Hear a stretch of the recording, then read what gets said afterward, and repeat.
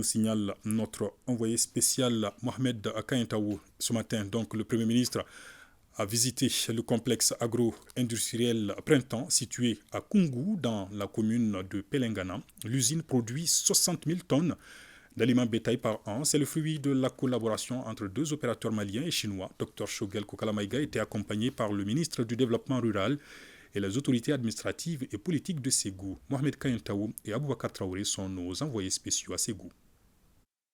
À 7 km de la ville de Ségou, précisément à Koungou, dans la commune de Pelengana, se situe le complexe agro-industriel Printemps.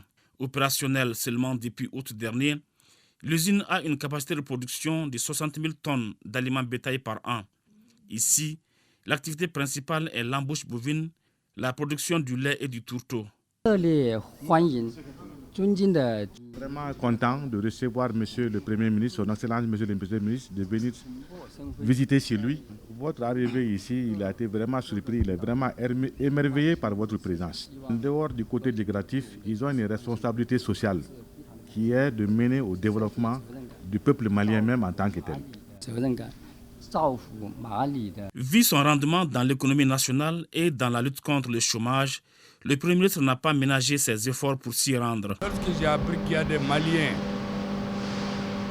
qui s'associent à des Chinois pour faire une entreprise locale avec les matières premières locales pour produire pour les animaux locaux, pour mieux nourrir les Maliens, je me suis dit qu'il faut que j'aille voir cette usine moi-même.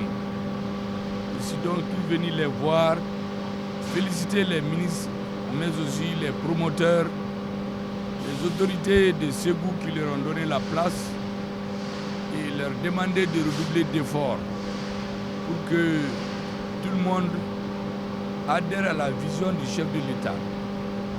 Faire tout pour les Maliens les plus démunis. Quand vous produisez de l'aliment pour grossir les animaux, les petits ruminants, les volailles, il faut reconnaître qu'un gouvernement ne peut que se féliciter de ça. Notre peuple, en plus de la défense militaire, doit avoir aussi l'autonomie alimentaire, la souveraineté alimentaire.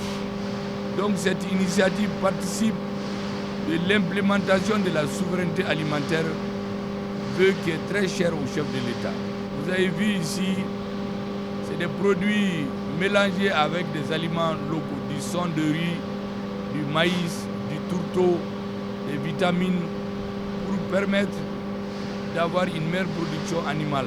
Le Premier ministre et sa délégation ont apprécié la collaboration entre Maliens et Chinois, qui est une parfaite illustration de la collaboration sino-malienne, toutes choses qui permettent de booster l'économie nationale.